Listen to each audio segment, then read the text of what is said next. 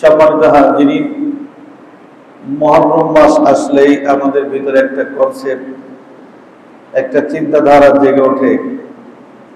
মুহররম মাস আসলেই আমাদেরকে কারবালার কথা মনে পড়ে, ঠিক কিনা? এই মাস, এই মুহররম মাসের যে ইজ্জত দাম, আল্লাহ রাসূল সাল্লাল্লাহু আলাইহি ওয়াসাল্লাম পৃথিবী থেকে চলে যাওয়ার 50 বছর পর কারবালার যে ঐতিহাসিক মর্মান্তিক ঘটনা ঘটেছিল 50 বছর পর, এই রাসূল সাল্লাল্লাহু আলাইহি ওয়াসাল্লাম দুনিয়াতে আসার আগেই আল্লাহ তাআলা মুহররম মাসকে সম্মানিত করেছেন। বিশেষ করে ইয়াউমুল আশুরা, মুহররম মাসের 10 তারিখ, এই 10 তারিখটাকে আল্লাহ তাআলা আগেই স্মরণীয় করে রেখেছেন। বলো সুবহানাল্লাহ। এই মাস আসলে আমরা দেখি বিশেষ করে আমাদের রাজবাড়িতে বিষয়টা অনেক বেশি। দেখলাম আগেই গেট দিয়ে একবারে ফুল টুল দিয়ে একবারে এলাকা অন্যরকম একটা অবস্থা তৈরি হয়ে গেছে। রাজবাড়ির ঘাট পাত দেওয়ার পরেই শুরু হয়ে গেছে। আর 10 তারিখ আসলে তো কোনো কথাই নাই, কথা বলেন ঠিক কিনা? 10 তারিখ আসলে কোনো কথাই নাই। এক একজন মুহররমকে এক একভাবে পালন করেন। এমন কিছু মানুষ আছে মুহররমের 10 তারিখ আসলে শরীর থেকে রক্ত ঝরায়, কিন্তু এক ওয়াক্ত নামাজ পড়ে না, এক ওয়াক্ত নামাজ নাই। অথচ মুহররম আসলে পাগল পাড়া খিচুড়ি নিয়ে ব্যস্ত। কথা বলেন, কি নিয়ে ব্যস্ত?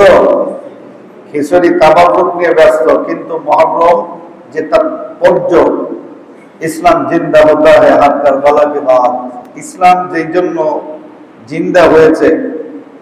মুহররম মাস আমাদেরকে খিচুড়ি খাওয়ার শিক্ষা দেয় নাই। মুহররম মাস আমাদের শিক্ষা দেয় হক আর বাতিলের পার্থক্য, দ্বিধার দ্বন্দ্বের পার্থক্য শেখায়। কথা বলে ঠিক কিনা? আল্লাহ তাআলা কিছু কিছু বিশেষ কিছু কারণে আল্লাহ তাআলা এই আশুরা 10 মুহররমকে আল্লাহ তাআলা সম্মানিত করেছেন। বলুন সুবহানাল্লাহ। এই 10 মুহররম, এই আশুরার দিনে এই পৃথিবীতে অনেক বিশেষ বিশেষ কিছু ঘটনা ঘটেছিল। বিশেষ বিশেষ কিছু আল্লাহ তাআলা সম্মানিত ব্যক্তিকে বিশেষ বিশেষ কিছু দান করেছিলেন।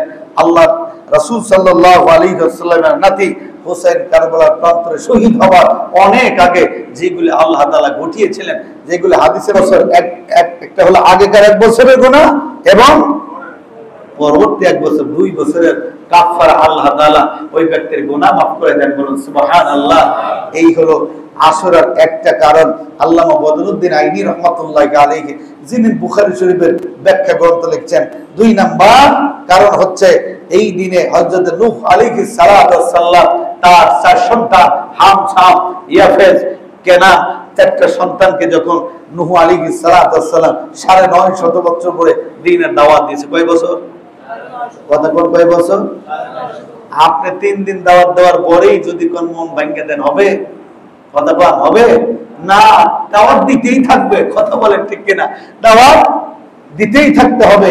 কারণ তিনি 950 বছর ধরে দাওয়াত দিয়ে 70-72 জন মানুষ যদি দিন গ্রহণ করে, তাহলে আপনি কেন ভেঙে পড়েন? আমি কেন ভেঙে পড়ি না? ভেঙে পড়লে চলবে না। দিনের দাওয়াত দিতেই হবে, দিতেই হবে। দিতে দিতে 2-4 জন যদি দিন গ্রহণ করতে পারে, মূল দিন যদি গ্রহণ করতে পারে, এটাই যথেষ্ট। কথা বলেন ঠিক কিনা? আল্লাহ তাআলা নূহ আলাইহিস সালাতু ওয়াস সালামের সময় প্লাবন দিলেন। তার 3 সন্তানেরা তার নৌকায় কিস্তি থেকে উঠলো। একটা সন্তান উঠলো না। সন্তানের নাম কি? কেনান। কথা বলেন, নাম কি? কেনান।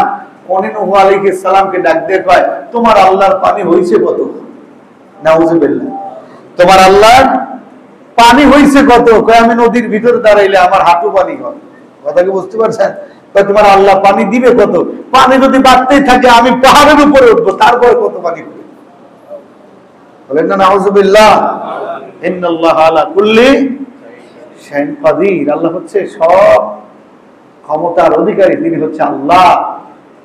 কথা শুনলো না আল্লাহ তাআলা এই ফাসাদকারীকেও আল্লাহ তাআলা দুনিয়া থেকে বিদায় করে দিলেন। আল্লাহ তাআলা দুনিয়া থেকে বিদায় করে নূহ আলাইহিস সালামকে বললেন, খবরদার, তোমার এই সন্তানকে আর ওঠানো যাবে না। ওনার কিস্তি রওনা হলো। 40 দিন পর্যন্ত সাগরে ভেসে থাকলো। এই জন্য নূহ আলাইহিস সালামকে বলা হয় দ্বিতীয় আদম, আদমে সানি বলা হয়। অর্থাৎ তার কিস্তিতে ব্যতীত পৃথিবীর কোন প্রান্তের কোন মানুষ আর বেঁচে ছিল না।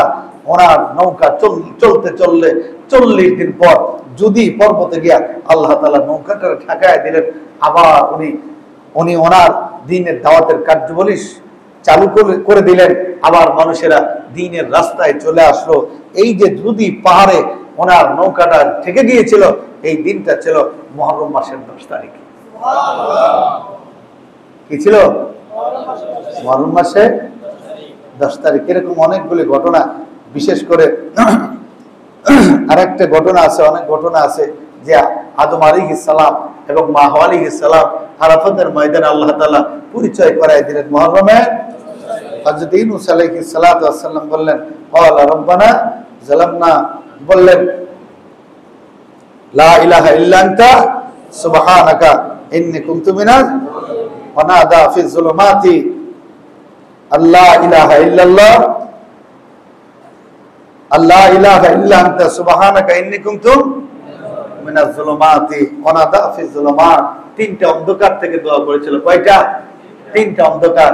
একটা হলো হযরত ইউনূস আলাইহিস সালাম যখন সাগরের ভিতর পড়ে গেলেন, ওই সময়টা ছিল আমাবস্যার অন্ধকার। কিসের অন্ধকার? আমাবস্যার অন্ধকার। আরেকটা অন্ধকার হচ্ছে সাগরের তলদেশের ছায়ার অন্ধকার।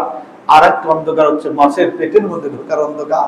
আল্লাহ বললেন, আমার নবী ইউনূস যখন দোয়া করলেন যে আল্লাহ এই তিনটা অন্ধকার থেকে দোয়া চাই, ওয়ানাদা ফিজ যুলুমাতি আল্লা ইলাহা ইল্লা আনতা সুবহানাকা ইন্নী কুনতু মিনাজ জালিমিন। আমি আল্লাহ আমার নবী মুসা আলাইহিস সালাতু ওয়াস সালামকে আমি আল্লাহ তাআলা মাছের পেটের মধ্যেই সংরক্ষণ করলাম। যদি আমি আল্লাহ তাআলাকে না ডাকতো লা লাবিসা ফি বাতনিহি ইলা ইয়াউমি ইউবাসুন, আমার নবী ইউনূস যদি আমাকে না ডাক দিত, আমি আল্লাহর কথা যদি স্মরণ না করত, তাহলে আমি আল্লাহ ওই মাছের পেটের মধ্যেই ইলা ইয়াউমি ইউবাসুন কিয়ামত পর্যন্ত কবর বানায় দিতাম। কিন্তু আমি আল্লাহ তাআলা কি করি নাই? বানাই নাই। ওয়ালাম ইয়াজআল লাকা রিজকা, আমি আল্লাহ মাছের রিজিক বানাই নাই। আমি আল্লাহ তাআলা তারা আবার ফিরাই দিলাম সাগরের পাড়ে যখন উঠে গেল। এই দিনটা ছিল মুহররম মাসের। এরকম অনেকগুলো ঘটনা ঘটছে। আল্লাহ তাআলা এই দিনের ইজ্জত বরকত, এই দিনকে সম্মান করার তৌফিক দান করুন। সকল বলে আমিন।